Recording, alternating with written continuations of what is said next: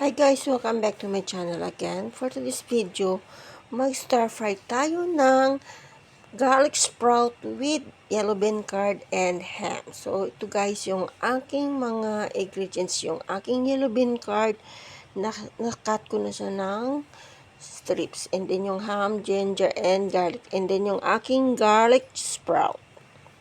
So ayan guys, everything is ready na siya. So, now, nag-ready na ako ng aking kawali na may water. So, now, ready na. Boiling na siya. And then, blanch na natin. Lagay natin yung ating malinis na garlic sprout.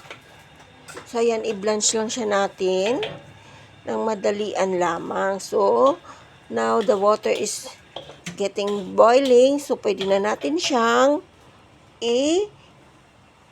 ano na natin siya, i-drain. Ayan, i-drain siya natin. And then, after that, guys, i-set aside lang muna natin. And then, hugasan na natin yung ng ating kawali or yung ating wok. So, ayan, ready na siya. Ayan, guys, ha. I-set aside na natin. Now, ready na yung aking kawali. So, maglagay lang ako ng tansyadong oil. So, first, igisa natin, i-fry muna natin yung aking yellow bean curds.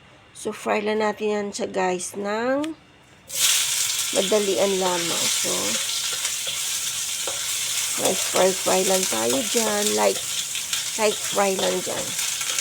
And then, after that, patagilid lang natin yan. And then, ilagay natin yung aking sliced ham. Ayan, i-fry lang din natin. And then, pag-fry natin yan, sige. And then, patagilid lang din natin again. Ilagay lang natin sa tagiliran ng ating kawali.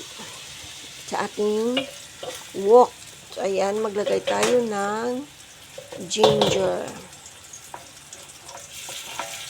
So, isa lang tayo ng ginger, guys. And then, after that, lagay din natin yung ating garlic. So, pag nangamoy-ngamoy na siya, guys, so, ala, mekos-mekos na tayo dyan. Pag mekos-mekos, ala, mekos-mekos na siya. Ayan. Isa-gisa lang tayo. And then, i-ready na din natin yung ating blanch na garlic sprout.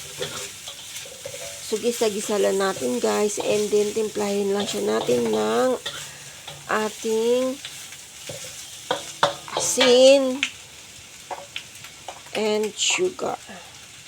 So, tansyang pinter pa rin, guys, according sa taste ng kakain.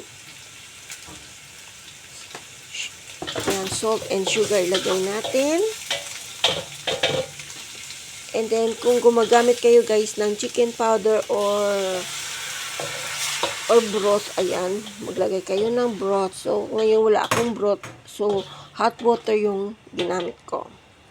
So, panandalian lang yan, guys. Gisa-gisa lang tayo. And then, after that, tikman lang natin kung pasok sa lasa. So, and then yan, guys. Huwag kalimutan maglagay ng oyster sauce. Pandagdag lasa. So, mekos-mekos ulit tayo.